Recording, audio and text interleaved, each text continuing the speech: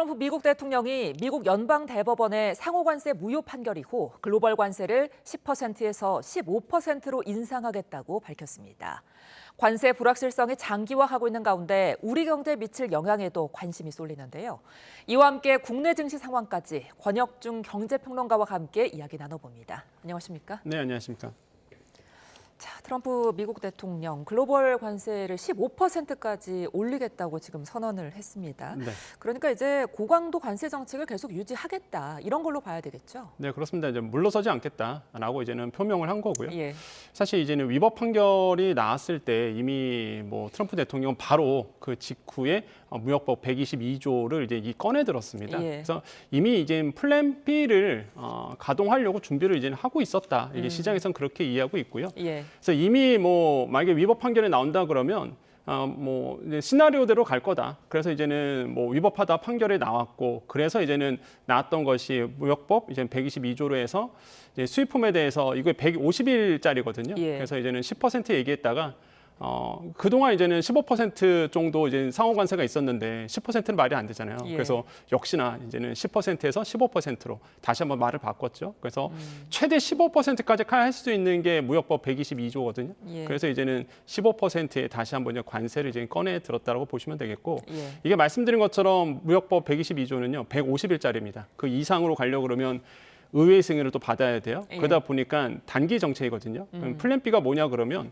그러면 122조로 150일간 그러니까 한 5달 동안 끌다가 그 사이에 이제 무역법 301조라든지 무역확장법 232조 이거를 통해서 이제는 계속 관세를 끌고 가겠다라는 것이 지금 플랜 B의 시나리오입니다. 그래서 예. 그 시나리오대로 가고 있고, 결론은 트럼프 대통령은 절대 물러설 지금 상황이 아니다. 이렇게 이제 판단해 볼 수 있습니다. 예, 그 말씀하신 무역법 301조 여기에 따른 이제 조사 개시 방침을 미국 정부에서 이제 밝혔는데 우리나라도 조사 대상이 될 가능성이 높다고요? 그렇죠. 이게 왜 그러냐면 이게 좀 스토리가 있었습니다. 이게 왜 그러냐면 무역법 301조 같은 경우는 불공정 무역 관행에 대해서 이제는 지적을 하는 거거든요. 예. 한마디로 이제는 미국 입장에서 봤을 때 너희 나라 때문에 우리가 좀 피해를 입었어. 불공정 무역 관행 때문에 우리가 피해를 받았어라고 이제는 지적을 하는 거예요. 예. 근데 이게 우리나라 국민들에게 이제는 좀 무역법 301조가 다가왔던 이유가 이런 겁니다. 쿠팡이 사실 우리의 제재를 받고 있습니다. 예. 쿠팡의 미국 투자자들이 그 무역대표부한테 얘기를 한 거예요. 이거 그러면 그 무역법 301조로 이제는 쿠팡이 대한민국 정부로부터 압박을 받고 있다. 이렇게 이제는 상황을 이제 생각을 한 거예요. 그래서 제재해달라라고 이제는 목소리를 좀 냈던 부분이 있었거든요. 예. 그래서 이제 무역법 301조가 좀 우리들한테 다가왔었는데 이것뿐만 아니라 이제 미국 입장에서는 대한민국의 이제 불공정 무역 관행 때문에 만약에 피해를 받을 수 있다라고 판단이 된다 그러면 충분히 이거 가지고도 걸고 넘어질 수 있는 부분이 분명히 있습니다. 예. 그래서 아마 일단 무역법 222조로 먼저 시작을 한 다음에 그 150일 안에 이제는 무역법 301조가 아마 발동이 돼서 이런 부분에 대해서 아마 우리나라도 제재 대상에 들어올 수도 있다. 가능성은 아예 없다라고는 말씀을 좀 못 드릴 것 같고요. 그래서 예. 이런 점들도 우리가 좀 대비를 해야 되는 상황이라고 좀 생각해 봅니다. 그렇다면 우리나라 상호 관세는 이제 어떻게 달라지게 되는 건가요? 일단 상호관세 없어지죠. 일단 그러니까 위법 판결을 받았기 때문에 전세적으로 했던 트럼프 대통령의 상호관세는 없어지는 겁니다. 그러면 이제는 어떻게 되느냐? 이렇게 되는 거죠. 이제 최애국 대우가 있습니다. 예. 최애국 대우는 사실 우리는 한미 FTA 때문에 이게 제로였거든요. 예. 근데 우리가 조금 더 유리해질 수 있는 부분은 분명히 있는 것 같아요. 왜 그러냐면 일단은 최애국 대우 플러스 이번에 무역법 122조에 15% 관세거든요. 예. 그럼 이제 그게 이제는 지금 이제 관세가 될 겁니다. 근데 우리는 이제 최애국 대우에 대한 부분에 대해서 이미 우리는 한미 FTA 때문에 0% 관세예요. 그럼 우리는 최종 해봤자 15%입니다. 근데 예를 들어서 일본과 비교해 보면은 일본은 사실상 통틀어서 그동안 상호관세로 15%로 약속을 한 상태거든요. 예. 근데 이게 없어지잖아요. 그럼 일본이 기존적으로 갖고 있던 자동차로 보면 한 2%의 원래 관세가 있습니다. 거기에 15%가 얹혀지는 거거든요. 일본 같은 경우에는. 그럼 우리보다 이제 2% 정도의 관세가 더 나갈 수밖에 없어요. 2에서 3%. 그러니까 시간이 갈수록 만약에 이대로만 된다 그러면 저는 상대국에 대비해서 예. 무역 경쟁국이 일본과 대비해서 유리해지는 부분은 분명히 있을 거라고 보여지는데 이거는 일단 시나리오 중에 하나고요. 일단 지금 이제 우리 정부가 모니터링을 강화했던 것처럼 미국이 이제 어떻게 이제 이 법에 대해서 무역확장법 223조도 남아 있기 때문에 예. 어떻게 품목 관세할 것인가 아니면 어떻게 하면 무역법 122조에서 더 끌고 갈 수 있을 것인지 이런 다양한 시나리오가 아마 조합이 될 것 같아요. 그래서 아직은 좀 미지수가 좀 남아 있는 것 같다. 어쨌든 간에 만약에 이대로만 간다 그러면 제가 봤을 때는 뭐 불리한 건 아니다. 이렇게 전 생각을 해봅니다. 그러니까 이제 말씀해주신 그 미지수인 부분이 걱정이 되는 건데 네. 트럼프 대통령이 워낙에 이제 돌발 행동을 자주 하잖아요. 앞으로 혹시나 반도체 기습 관세를 내릴 가능성은 어떻게 보세요? 저는 개인적으로 뭐 희박하다 이렇게 보여집니다. 왜 그러냐면 반도체 관세를 만약에 이거 보면은 품목 관세로 하는 거거든요. 예. 무역 확장법 232조에서 품목 관세로 가는 건데 만약 그렇게 된다고 가정한다 그러면 미국의 IT 기업들은 어떻게 살아남을 수 있을까? 제가 봤을 때는 우리나라가 반도체, 특히 뭐 낸드라든지 아니면은 뭐 D램이라든지 HBM 거기에 관세를 물는다? 뭐 IT 기업에서는 초토화될 가능성이 굉장히 크고요. 예. 무엇보다 일단 미국도 물가에 대해서 지금 계속 고민하고 있거든요. 다시 인플레이션에 대한 조짐이 느껴지고 있어서 만약에 우리나라에 대한 반도체에 대한 또 관세를 때린다 그러면 또 물가에 대한 인플레이션에 대한 압박이 다가올 겁니다. 그래서 지금 상황으로는 좀 가능성은 좀 희박하다. 저는 반도체 쪽에서는. 예.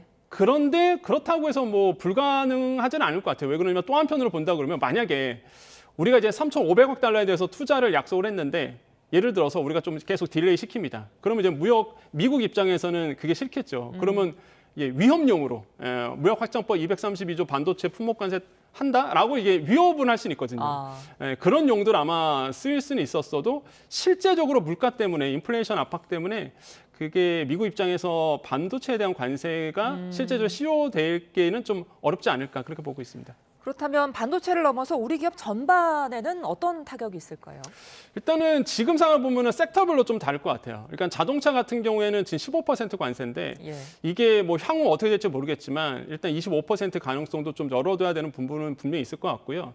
그다음에 뭐 반도체 많이들 걱정하시는데 아까 말씀드린 것처럼 이 반도체에 대한 부분은 제가 봤을 때는 아직은 좀 미지수다. 그래서 좀 뭐 안심하기는 이르지만 그래도 이제는 이번에 15% 관세에서 좀 벗어나 있다라고 저는 생각을 해봅니다.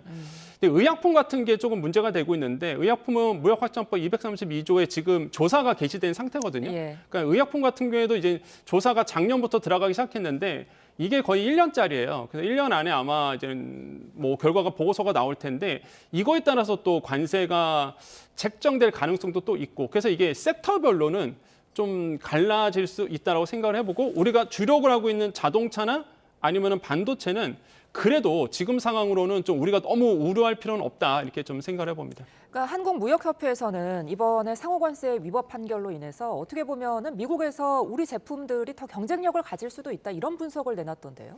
그러니까 아까 제가 말씀드렸던 그 부분이에요. 이제 체외국 대우 관세랑 그다음에 이번에 얘기했던 무역법 122조 15% 이게 합쳐지는 거거든요. 지금 이제 관세가 되는 거는 예. 상호관세가 없어졌으니까. 그러면 이제는 아까 말씀드린 것처럼 우리는 체외국 대우가 그 국제적으로 본다 그러면 우리는 FTA 때문에 0%예요. 그럼 최종적으로 15%네. 우리는 일단 15%. 예. 일본은 원래부터가 2%, 3% 관세가 있었기 때문에 우리보다 좀 관세율이 좀 더 올라가게 되죠. 그래서 이제 무역협회가 얘기했던 것이 그런 부분이에요. 일단 이대로만 간다 그러면 우리가 뭐 불리해지는 거는 아니다. 이렇게 이제는 보고 있는 거고. 이제는 이런 상황에서 이제는 쭉 간다는 게 이제는 지금 시나리오인데 근데 이제 아까도 말씀드렸다시피 150일짜리거든요. 예. 그러니까 150일 이후에, 그러니까 5달 후에는 분명히 이제는 무역법 301조를 들고 나올 수도 있는 거고, 그다음에 품목 관세로 더 늘릴 수도 있는 거고, 그 미지수가 있다 보니까 우리는 계속적으로 모니터링을 할 수밖에 없는 부분이고, 그거에 맞춰서 대응할 수밖에 없는 아마 구조로 가지 않을까. 그래서 이제 청와대 쪽에서도 이번에 이제는 위법 판결에 나왔을 때 계속적으로 시장의 모니터링을 강화하겠다고 얘기한 부분도 그런 맥락에서 얘기한 것이 아닐까 이렇게 보고 있습니다. 그렇다면 우리 주식시장에서는 이 부분을 어떻게 보고 있는 것이냐. 네. 봤더니 오늘 시장이 5,900선을 지금 돌파를 했거든요. 네. 어떻게 보세요? 사실 이게 관세 때문에 뭐 올랐다, 아니 관세 때문에 떨어진다, 뭐 이런 건 아닐 것 같아요. 일단 시장에서는 우호적으로 봤어요. 일단 위법 판결이 나왔을 때 뉴욕 증시 같은 경우에는 일단 이렇게 봤습니다. 그러면 성장의 기조는 계속 이어갈 수 있다. 불확실성이 하나 사라졌다. 그러면서 이제는 위법 판결이 나오고 나서 3대 지수 다 올랐거든요. 예. 그다음에 장기채 금리가 올랐어요. 그러니까 수익률 곡선이 좀 가파라졌는데 그 뜻은 뭐냐면 일단은 물론 뭐 장기 금리가 올랐던 이유는 미국의 이제 국채에 대한 매력도가 좀 떨어졌기 때문이다라는 것도 있고 재정 지출에 대해서 지금 아마 미국 정부가 굉장히 혼란스러울 거다. 왜냐하면 아무래도 이제는 지금 관세를 받아서 이 관세 가지고 사실 그동안의 재정 적자를 메꾸려는 계획이었고 메꾸고 있는 상황에서 이제는 이 관세를 못 받잖아요. 예. 그러다 보니까 이런 재정 지출에 대해서 그럼 미국이 어떻게 할 것인가. 결국에는 국채 발행할 수밖에 없는 거고 국채 발행 많아지니까 국채 가격이 떨어질 거다. 그래서 금리가 올랐던 거거든요.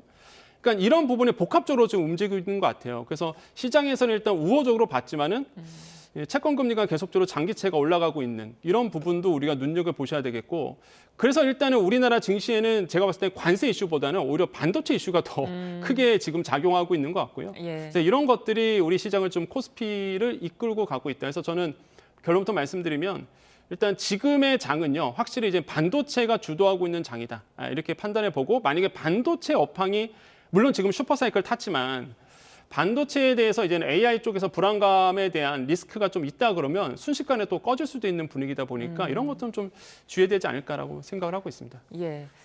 그 반도체에 날개를 단 건 좋은데 네. 이게 너무 또 반도체만 쏠리지 않았느냐 이런 우려도 나오거든요. 삼성전자가 올해 들어와서 59% 올랐습니다. 아마 지금 삼성전자 들고 계시는 분들은 아마 그런 고민이 되실 거예요. 팔아야 되나, 더 들고 예. 있어야 되나라고 이제 많이 고민하실 텐데 그 정도로 지금 반도체 업계가 우리나라의 코스피 지수를 이끌고 있고 삼성전자, SK하이닉스 합산해서 본다 그러면 시총이 한 35%가 넘어가요. 예. 영향력이. 그 정도로 지금 코스피에 강한 영향력을 주고 있습니다.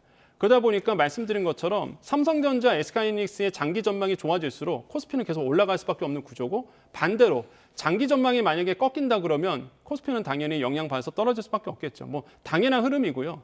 오늘의 변동폭이 좀 나오고 있거든요. 초반 잘 오르다가 다시 꺾였다가 다시 오르고 있는 이런 모양새를 본다 그러면 확실히 이런 반도체 업황에 의해서 코스피가 지금 출렁이고 있는 부분이고 지적하신 대로 쏠림 현상 때문에 리스크가 더 커질 수 있는 부분은 있을 것 같다. 그럼 여기서 핵심은 그거예요. 그럼 반도체 업황이 정말 꺾일 거냐?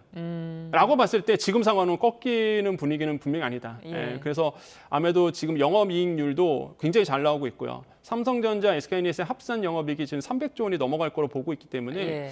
이런 추세가 계속적으로 이어질 수 있다라는 전망입니다. 그래서 지금 뭐 목표 주가를 계속 높게 잡고 있는 증권사들도 많이 나오고 있고 예. 현황을 본다 그러면 그래서 지금은 아직 우려스러운 부분이 아니다 이렇게 판단해 봅니다.